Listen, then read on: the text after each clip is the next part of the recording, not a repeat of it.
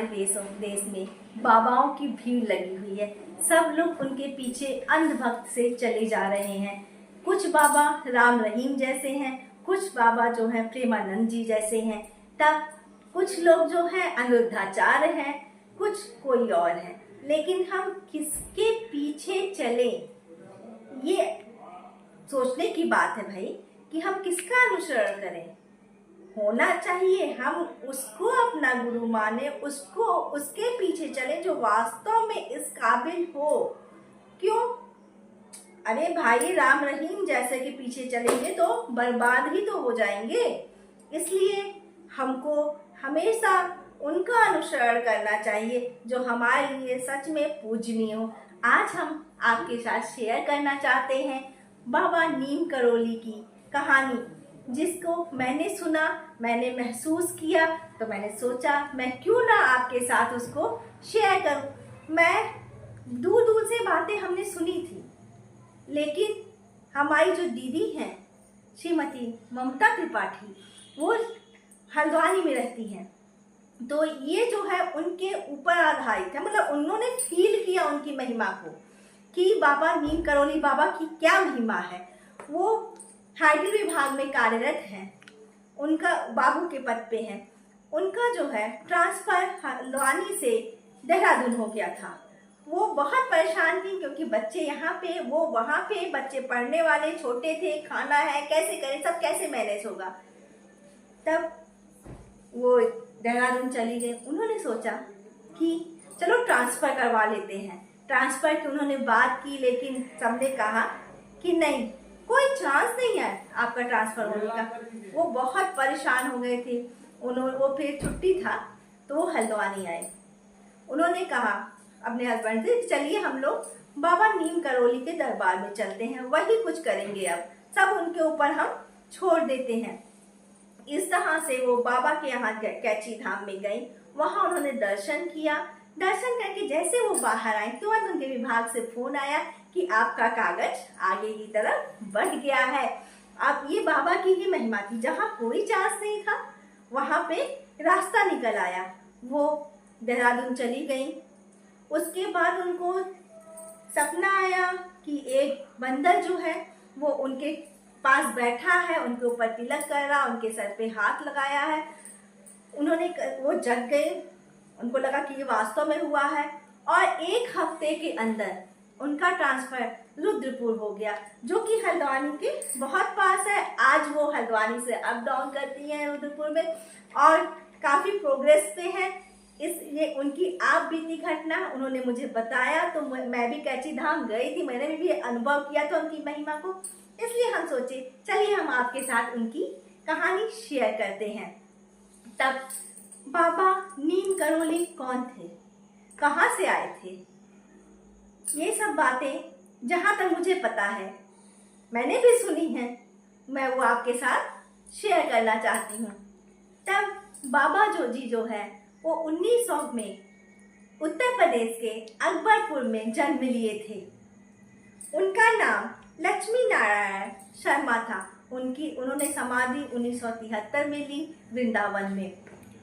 उनके 1940 के आसपास उत्तराखंड के भवाली में वो बैठे हुए थे, भवाली की एक पहाड़ी पे। उनके मतलब कुछ दूरी पे एक आदमी काम कर रहा था। उन्होंने कहा, पूरन यहाँ आओ, पूरन यहाँ आओ।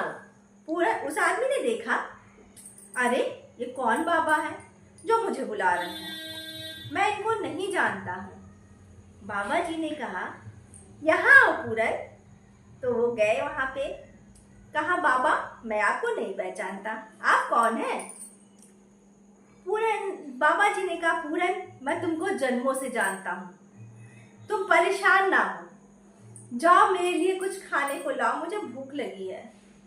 तब पूरन अपने घर गए और उन्होंने माँ से बोला, माँ कोई बाबा आए हैं जो कहते हैं कि मैं तुम्हें जन्मों से जानता हूँ और उनको भूख लगी है, खाना मांग रहे हैं। पूरन गरीब थे, उनके घर दाल रोटी बनी थी। उनकी माँ ने दाल और रोटी उनके लिए पैक किया, पूरन लेके आए और बाबा जी को कहा बाबा जी ग्रहण कीजिए। तब बाबा जी ने वो दाल रोटी खाया और पूरन से कहा, अब जाओ, अब कुछ और गांव वालों को लेके आओ। पूरन गया, पूरे गांव में सारी बात फैलाई और कुछ बात गांव वालों को लेके आए।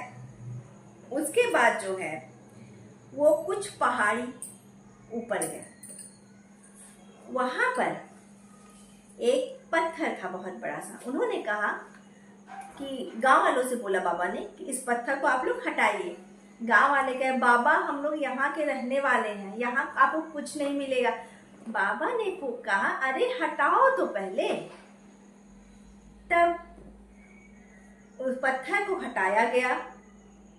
जब पत्थर को हटाया गया तो वहां एक गुफा मिली। सब एकदम आश्चर्य से बाबा की तरफ देखने लगे।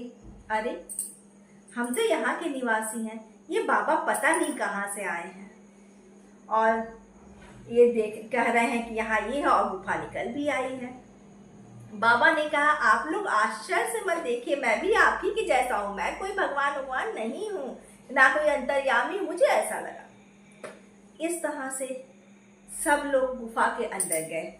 गुफा के अंदर एक धुनी जल रही थी और वहां एक चिमटा रखा था। ऐसा लग रहा था कि अभी अभी किसी ने धुनी जलाई हो, कोई यहाँ पे रहता है। तब बाबा जी ने कहा, हैरान होके मत देखो, आप सब जाओ और पानी भर के लाओ। यहाँ गुफा की साफ सफाई करनी है। क्यों? क्योंकि यहाँ पे हनुमान जी विराजेंगे, ये हनुमान जी की जगह है। सब गांव वाले गए और पानी लाया, वहां साफ सुथरा करके हनुमान जी को विराजमान किया गया। इस तरह से वहां हनुमान जी विराजमान हो गए। उसके बाद चलते चलते उन्होंने बताया, ये सोमवारी बाबा की तपस्या स्थली है। सब गांव वाले उनको आश्चर्यचकित होकर देखते रह गए कि ये बाबा तो बहुत अंतर्यामी, लेकिन बाबा कहते थे, मैं भगवत धर्म फैलाने आया हूँ, मैं कोई भगवान नहीं हूँ, मैं आपके बीच से ही हूँ, मैं आपके जैसा हूँ, मैं सिर्फ भगवत धर्म को फैलाने आया हूँ। वो हनुमान जी के परम भक्त थे और उनको हनुमान जी का ही रूप कहा गया है। उसके हमारे जो हैं ये फेसबुक के ओनर मार्क जुकरबर्ग और एप्पल के ओनर स्टीव जॉब्स, ये लोग क्या हैं? ये लोग इनके परम भक्त हैं। एक बार ये जो है मार्क जुकरबर्ग बहुत परेशान थे। तब एप्पल के जो ओनर थे उन्होंने कहा, ऐसा है, आप जाओ, आप इंडिया जाओ, इंडिया में जो कैची धाम है वहां जाके आप बाबा नीम करोली के दर्शन कीजिए।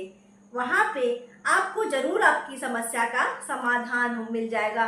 मार्क जुकरबर्ग फेसबुक को लेके बहुत परेशान थे, वो नहीं समझ पा रहे थे क्या है।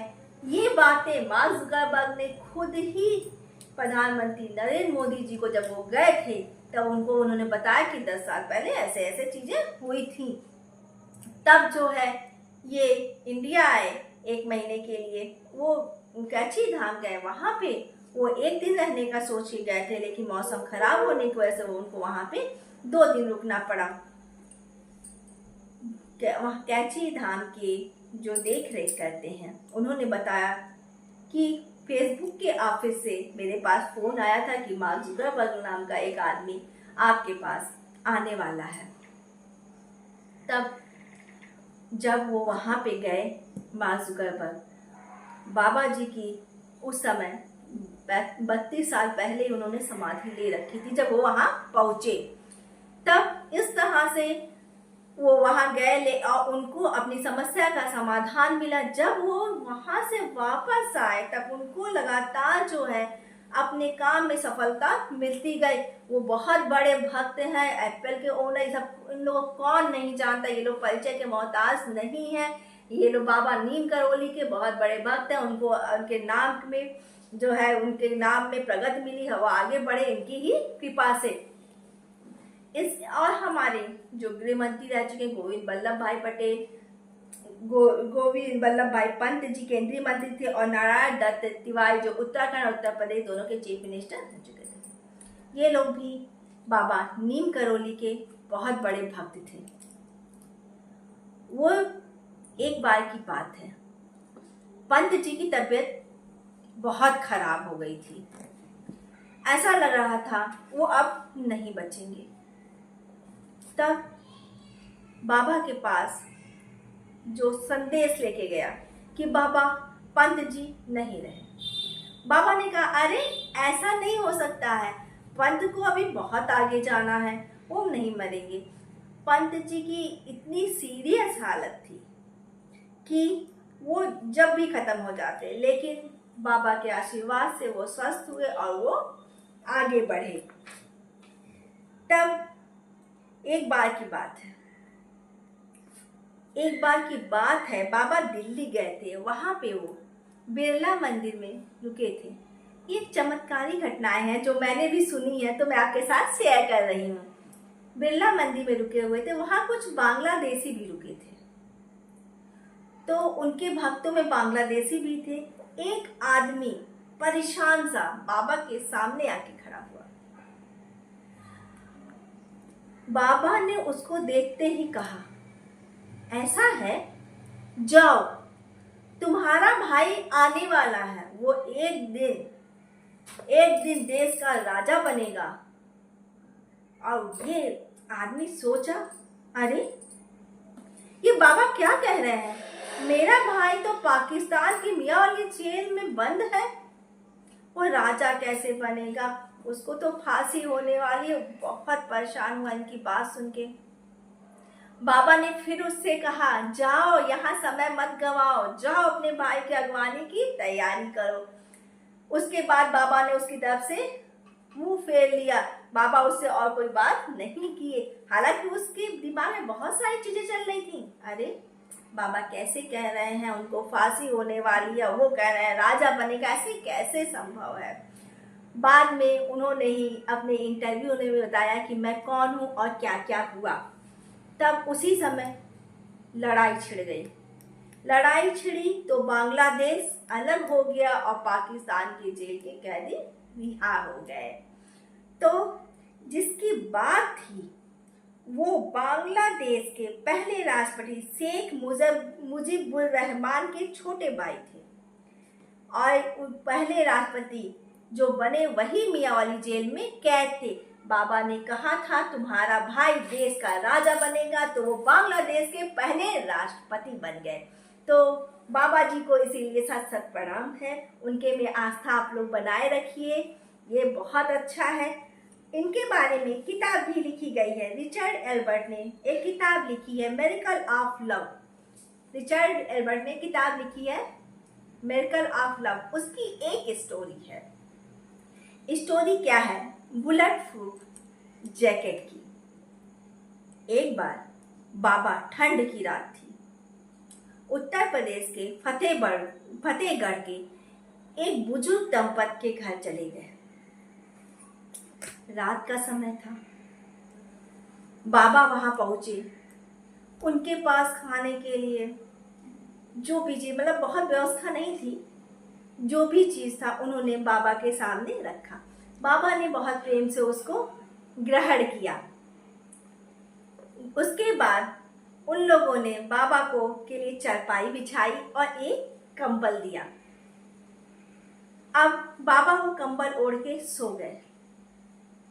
बाबा सो गए, लेकिन रात भर वो कराहते रहे, चिल्लाते रहे। ऐसा लग रहा था मानो कोई बाबा को मार रहा है। कंबल के अंदर कितनी सारी गोलियां चल रही हैं। बहुत परेशान है। वो लोग सोच रहे थे कि हम बाबा को जगाएं, लेकिन बाबा बहुत गहरी नींद में सोए थे। बस वो करवट इधर से उधर से करवट बदले तो अब कराह रहे थे तेज तेज। बुजुर्ग दंपत बहुत परेशान रहे और रात भर उनके सिरहाने और उनके पैर के पास बैठे रहे कि हो सकता है बाबा उठे, बाबा क्यों करा है, लगता है बाबा की तबीयत बहुत खराब है। सब बहुत परेशान हुए। इस तरह वो रात निकल गई। सुबह हुआ, बाबा ने कहा ये लो कंबल, और इसको ऐसे ही उन्होंने मोड़ के कंबल को दिया था। कहा इस कंबल को आप ले जाओ और गंगा नदी में प्रवाहित करना, लेकिन इसको खोलना नहीं। इस कंबल को खोल के मत देखना। और बाबा ने वहां से प्रस्थान किया। बुजुर्ग दंपत वो कंबल लेके चल दिए। वो कंबल बहुत भारी था। तब उनके मन में आया क्यों ना खोल के देखूं।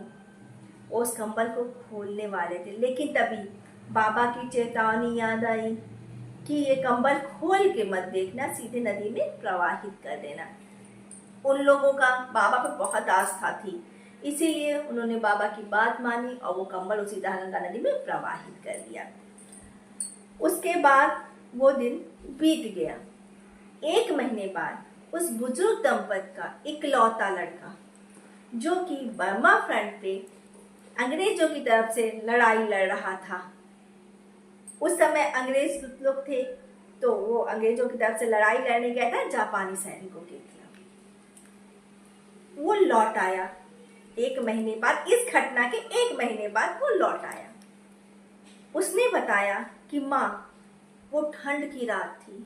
ठंड की रात में हम लोग चारों तरफ से घिर गए थे जापानी सैनिकों से, और ऐसा नहीं लग रहा था कि मैं बचूंगा। लेकिन पता नहीं क्या हुआ माँ, मेरे चारों तरफ जितने भी सैनिक थे सारे मारे गए। लेकिन ऐसा लग रहा था गोलियां मेरे अगल से बगल से क्रॉस कर रही हैं, और जो है हम सुरक्षित थे। गोलियां जाती रही आती रही, लेकिन एक भी गोली मुझे नहीं लगी।